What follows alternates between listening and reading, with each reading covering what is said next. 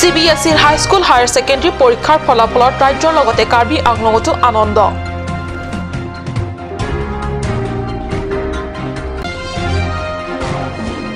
শতকৰা ৯৯% পৰীক্ষাৰ ফলাফলৰে উজলি উঠিল বোকাজানৰ বিদ্যাসাগৰ হাইস্কুল। উৎসাহিত ছাত্ৰ-ছাত্ৰী তথা অভিভাৱকসকল।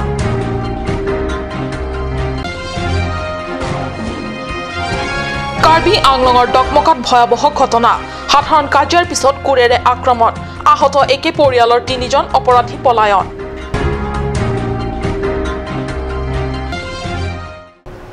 নমস্কাৰ, অসমীয়া প্ৰাইম টাইমলৈ স্বাগতম জনাইছো। ষ্টুডিঅ'ত মই সঞ্জয়তা তেৰণপি। আগবাঢ়িছো প্ৰথমটো খবৰলৈ। সেবাৰ সত্য ঘোষিত হাইস্কুল শিক্ষান্ত পৰীক্ষাৰ ফলাফলৰ আনন্দ উৎসাহ মাৰ যোৱাই নাই। CBSEৰ হাইস্কুল পৰীক্ষাৰ ৩০ মে'ত ঘোষিত ফলাফলে আনন্দ পুনৰ দুগুণ কৰিছে ৰাজ্যবাসীক। এইবাৰ কাৰ্বি আংলঙত হাইস্কুল শিক্ষান্ত পৰীক্ষাৰ ফলাফলত সৰ্বকালৰ দুখজনক ৰেকৰ্ড সলনি কৰি ৰাজ্যৰ সৰ্বমুঠ ২৭টা স্থানৰ ভিতৰত ২৫ নম্বৰ হ'বলৈ সক্ষম হয়। CBSEৰ ১০ম শ্ৰেণীৰ পৰীক্ষাৰ ফলাফলে ডিফুবাসী ৰাইজৰ লগতে ছাত্ৰ-ছাত্ৰীক উৎসাহিত কৰিছে। ডিফু JNV বিদ্যালয় ২০১৮ বৰ্ষৰ ১০ম শ্ৰেণীৰ চূড়ান্ত পৰীক্ষাৰ ফলাফল শতকৰা ৯৪.২০%।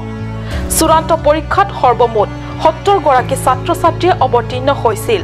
আৰু তাৰে উত্তীৰ্ণ হয় ৬৪ গৰাকী ছাত্ৰ-ছাত্ৰী। উত্তীৰ্ণ ৬৪ গৰাকী ছাত্ৰ-ছাত্ৰীৰ ভিতৰত বালিপথাৰ টিপি আদঙৰ নিবাসী কিষণ বে আৰু চম্পা টিমুংপিৰ জীয়ৰী পীৰবিকা কুংৰি বেপীয়ে ৯৪.২০% লাভ কৰি টপাৰ হৈছে। ডিফু JNV বিদ্যালয়ৰ পৰা এইবাৰ সৰ্বমুঠ ৯৪ গৰাকী ছাত্ৰ-ছাত্ৰীয়ে ১০ম শ্ৰেণীৰ চূড়ান্ত পৰীক্ষাত অৱতীৰ্ণ হৈছিল। ইয়াৰ ভিতৰত ৮২ গৰাকী উত্তীৰ্ণ হয় আৰু শতকৰা হাৰ হয় ৮২.২৩%। আৰু বাকী ১২ গৰাকী ছাত্ৰ-ছাত্ৰীয়ে কম্পাৰ্টমেণ্টেল হয়। আনহাতে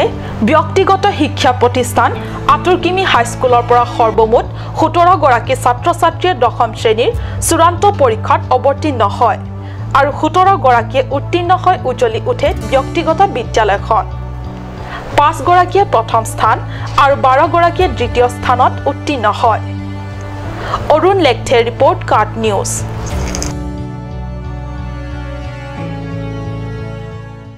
CBSEৰ পৰা ঘোষিত ১০ম শ্ৰেণীৰ চূড়ান্ত পৰীক্ষাৰ ফলাফলত এইবাৰ আনন্দত উজলি উঠিল বোকাজানবাসী।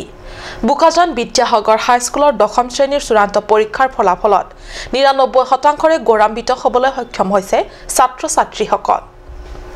এইবাৰ ২০১৮ ১০ম শ্ৰেণীৰ চূড়ান্ত পৰীক্ষাত সৰ্বমুঠ ৪৫ গৰাকী ছাত্ৰ-ছাত্ৰীয়ে অৱতীৰ্ণ হয়।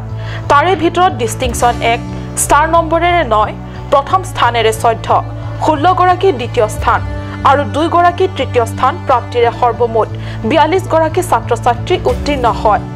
সৰ্বমুঠ শতকৰা হাৰ ৯৯%ৰে উজলি উঠাত অতিশয় উৎফুল্লিত বিদ্যালয়খনিৰ অধ্যক্ষ কে নায়াৰ।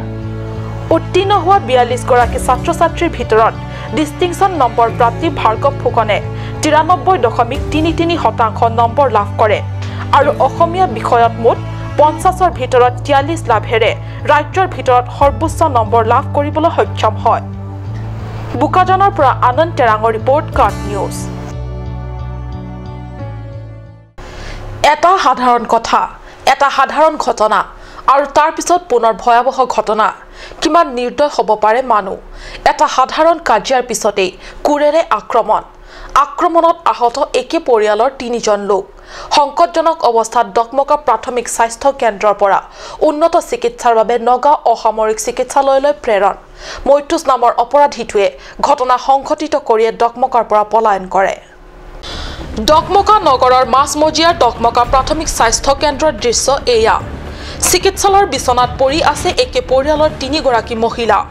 সম্বন্ধত ৩ও মাতৃকন্যা।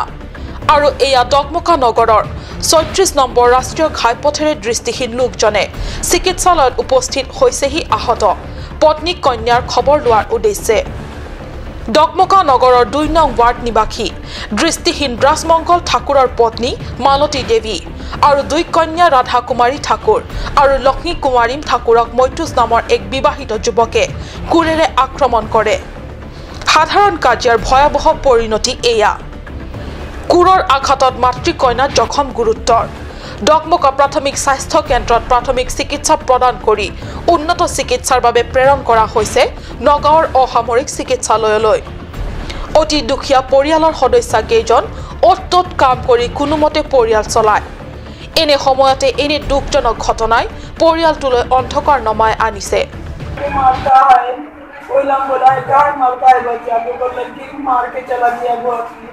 बस वही पर मरद के बोला के लाया है माइकी मारता है कोई मरद आके हमारा मारा है माइकियों मारा है कोदार से माइकी मोटो मारा है होटल में से आके लक्ष्मी हाँ वो के राधा तीनों जख्म हुए ना आप भी जख्म हुए हमारा बहुत मारा है कितना माथा उनका फोड़ दिया है बेहोश कर दिया है वहाँ से खून चूते आता है पहले भी झगड़ा हुआ था कैसे ना पहले बहुत हिंसा करता है हमारा से मारपिट কৰিছে কুদালে মাৰিছে তিনজন মানুহক তেজ ওলাইছে ভিতৰভাৱে আৰু তেওঁলোকক হস্পিটাললৈ নিছে ইয়াত বহুত মানুহ গোট খাই আছে মানুহখিনিয়ে কৈছে যে ছোৱালীজনী বহুত বিশেষভাৱে মানে মাৰপিট কৰিছে তেজ ওলাইছে বমি কৰিছে দুটা পৰিয়ালৰ মাজত কাজিয়া আছিল দুটা পৰিয়ালৰ মাজত ডাঙৰ কাজিয়া হৈছে আৰু মাজে মাজে তেওঁলোকৰ কাজিয়া হৈ থাকে আগতো তেওঁলোকে কাজিয়া কৰি ইয়াতে বহুত জ্বলাবলৈ বিচাৰিছিলে তাৰপিছত জেলত আছিলে জেলৰ পৰা উলিয়াই কোন আছিলে জেলত মৈতুস ৰায় জেলত আছিলে বহুত বছৰ পিছে আমাৰ মহিলাখিনি আমি ডিচিশ্যন ল'ম আমি নেৰো এই দুখত আমি জ্বলাব নোৱাৰিম কিন্তু তেওঁলোকৰ ঘৰ দুৱাৰ ভাঙি নি পেলাই আমি মহিলা গোট খাই পেলাই আমি আঁতৰত জ্বলাম আৰু তেওঁলোকক আমি কোনোদিন ইয়াত আহিবলৈ নিদিওঁ তেওঁলোকে ইয়াত বসবাস কৰি থাকিব নোৱাৰিব জাতিৰ কথা নাহে ইয়াত আমি সকলোৱে একতা হৈ পেলাই একেলগে বসবাস কৰি আছোঁ ইয়াত সকলো জাতিয়ে মিলি মুছলিমো আছে বঙালীও আছে বিহাৰীও আছে অসমীয়াও আছে আমি সকলো জাতিয়ে একতা হৈ আমি ইয়াত থাকিবলৈ বিচাৰোঁ তাৰ মাজতে যদি এনেকুৱা ঘটনা হৈ থাকে তেতিয়াহ'লে আমাৰ মন ভাল নালাগে অকণ কথাতে বাৰে বাৰে সি এনেকুৱা কৰি থাকে এতিয়া পলাই গৈছে ঘৈণীয়েকো পলাই গৈছে দুদিন হ'লেও পিছত হ'লেও কি আহিব বাৰে বাৰে এনেকুৱা ঘটনা কৰি আহে আপোনালোকে ইয়াত থাকিব নিদিওঁ আমি আমাৰ কোনো দুই কন্যা লক্ষী আৰু ৰাধা ডকমকাৰ বন্দনা গাঁওস্থিত সেইণ্ট এন্থনী ইংলিছ স্কুলৰ অষ্টম শ্ৰেণীৰ ছাত্ৰী হৃদয় বিদাৰক দৃশ্য এয়া দৃষ্টিহীন পিতৃৰ হাতত ধৰি একো ক'ব পৰা নাই আহত ৰাধাই আনগৰাকী কন্যা লক্ষী এতিয়াও অচেতন অৱস্থাত আনহাতে পত্নী মালতীৰ বুকু ভগা কান্দোন কিছুদিন পূৰ্বে জেলৰ পৰা ওলাই আহিছিল অপৰাধী মৈতুস বুধবাৰে পুৱা ৰাজমংগলৰ ঘৰলৈ আহি ৰাজমংগলৰ পত্নী দুই কন্যাক অশ্লীল গালিগালাজ কৰিও মন নভৰা মৈতুসে হাতত কোৰডাল লৈ আক্ৰমণ চলায় ঘটনাৰ পিছত মৈতুস পলাতক আৰু পলাতক হৈ আছে মৈতুসৰ পত্নীও ডকমকা আৰক্ষীয়ে বৰ্তমান তদন্ত অব্যাহত ৰাখিছে বকলিয়া ঘাটৰ পৰা ৰাজু কাঠাৰৰ ৰিপৰ্ট কাট নিউজ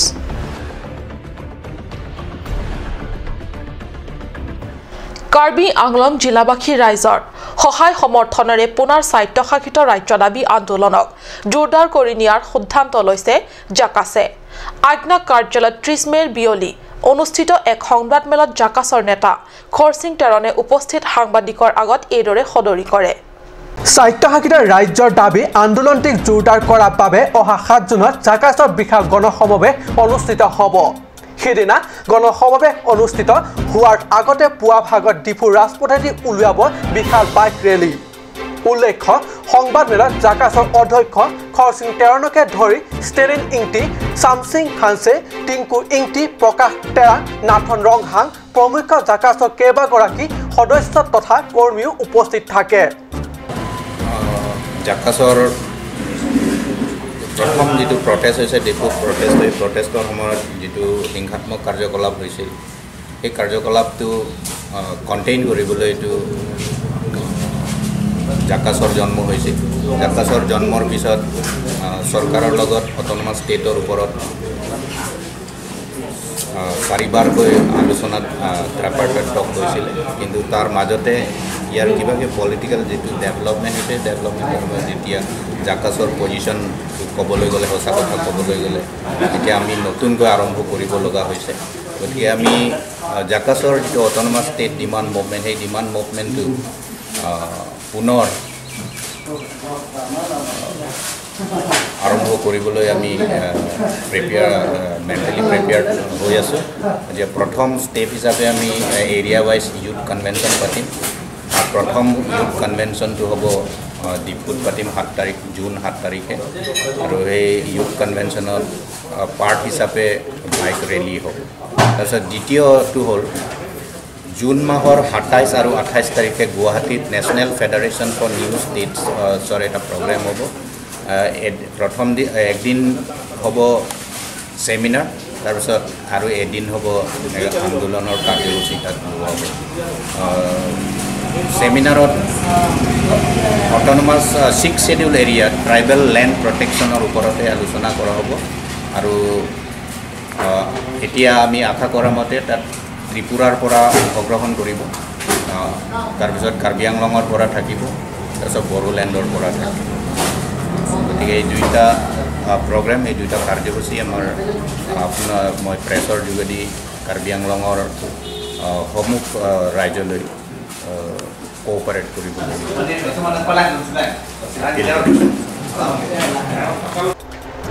অৰুণ লেখেৰ ৰিপৰ্ট কাপ নিউজ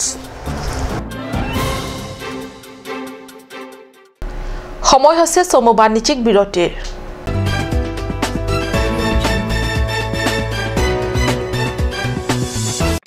আজিকালি যিকোনো পাৰ্টি মানে কাঞ্জ জুচ বাই দি ৱে কমলাটো খাইছিলি না আনাৰসৰটো পাহাৰীয়া কমলা আৰু আনাৰসৰ পৰা তৈয়াৰ কৰা কাঞ্জ জুচ সম্পূৰ্ণ বিশুদ্ধ কাঞ্জ জুচ খাওক জীৱনৰ মজা লওক কাঞ্জ juice Jubu Sports Restaurant, HRSJ Complex, 2nd floor, Dharamnala Road, Difu, Karbi Anglong. The first and ever sports launch in town. Tune you up with live music, Dare to Inject, Jam Pad, and pool game, where you can play with friends or play with legends, along with seafood items like octopus, lobster, prawns, squid, tuna fish and many more are available only at Jubu Sports Restaurant. For reservation contact 9957381813 or 8638462619 or 8812998125.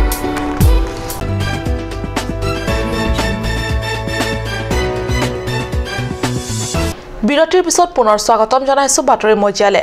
Fine আৰ্টছৰ master ডিগ্ৰীৰ পৰীক্ষাৰ ফলাফলত সৰ্বভাৰতীয় পৰ্যায়ত topper হল কলা ভৱন শান্তি নিকেতন ইউনিভাৰ্চিটিৰ ছাত্ৰী চেৰৰুপমিৰ টিমুংপি চেৰৰুপমিৰ শান্তি নিকেতন ইউনিভাৰ্চিটিত টেক্সটাইল ডিজাইনিঙত অধ্যয়ন কৰিছিল ফাইন আৰ্টছৰ মাষ্টাৰ ডিগ্ৰী পৰীক্ষাৰ ফলাফলৰ সৰ্বভাৰতীয় পৰ্যায়ত টপাৰ হল কলা ভৱন শান্তি নিকেতন ইউনিভাৰ্চিটিৰ ছাত্ৰী ৰূপমিৰ টিমুংপি চেৰৰুপমি শান্তিনিকেতন ইউনিভাৰ্চিটিত টেক্সটাইল ডিজাইনিঙত অধ্যয়ন কৰিছিল ডিৰাই নিবাসী তথা ডিপুৰ পিলুংৰি আৰ্টৰ স্বত্বাধিকাৰী দেবেন টিমুং আৰু ৰেণু ৰংপিপিৰ মাজু জীয়ৰী চেৰৰুপমি এই সফলতাত পিতৃ মাতৃৰ লগতে চুবুৰীয়া তথা সমগ্ৰ ডিপুবাসী উৎফুল্লিত হৈছে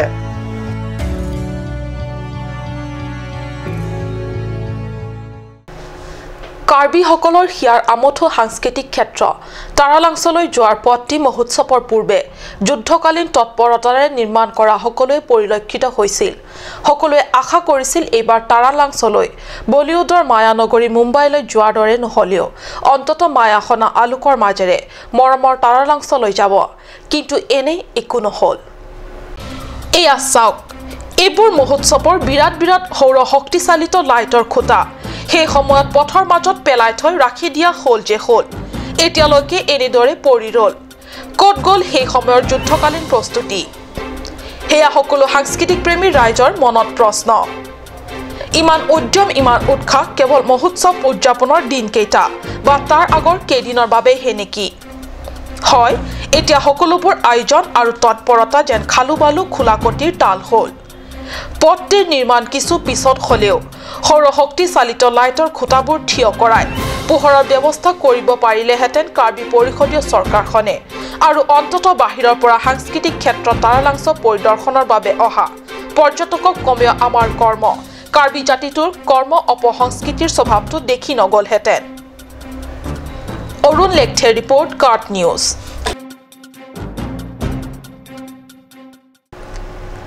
হেলো আমৰি টুৰিজম ছ'চাইটিৰ উদ্যোগত পোন প্ৰথমবাৰৰ বাবে হেলো ট্ৰেকিং 2018 কাৰ্যসূচী ৰূপায়ণ কৰা হয় প্ৰথম হেলো ট্ৰেকিঙৰ অংশ হিচাপে আমৰি ব্লক খণ্ড উন্নয়নৰ অন্তৰ্গত উমছৱাৰ বৃহৎ এলেকাৰ আটাইকেইটা দৃষ্টিনন্দন স্থানবোৰ পৰিদৰ্শন কৰে 24 জনীয়া দলটিয়ে হেলো ট্ৰেকিঙৰ নেতৃত্ব দিয়া লংকিৰাম ফাংছ হুনমিলি হানচেপি বেনাৰ্ড লুম্ফুই এডাম তিমুকে ধৰি এলেকাৰ কেইবাজন লোককে ধৰি সৰ্বমুঠ 24 জনীয়া দলে এই হেলো ট্ৰেকিং কাৰ্যসূচী ৰূপায়ণ কৰে দলটিয়ে হুলেন তিৰুখমলা খন আদি গাঁৱকে ধৰি জিৰং আলং আমচাই পিনুং আৰু অসমৰ ভিতৰত আটাইতকৈ পৰিষ্কাৰ গাঁও সিদকটা মখা পৰিদৰ্শন কৰে উত্তৰ পূৰ্বাঞ্চলৰ ভিতৰত কাৰ্বি আংলঙক এখন লেখত ল'বলগীয়া টুৰিজম অৰ্থাৎ পৰ্যটন উদ্যোগ হিচাপে গঢ় তোলাৰ ক্ষেত্ৰত প্ৰচুৰ সম্ভাৱনা থকা এই সমূহ স্থান দলটিয়ে পৰিদৰ্শন কৰা বুলি জানিব দিয়ে GGKSৰ সভাপতি ধৰম সিং ৰংহাঙে বিশেষ প্ৰতিবেদক কাপ নিউজ আজিৰ অসমীয়া প্ৰাইম টাইম ইমানতে সামৰিছো ধন্যবাদ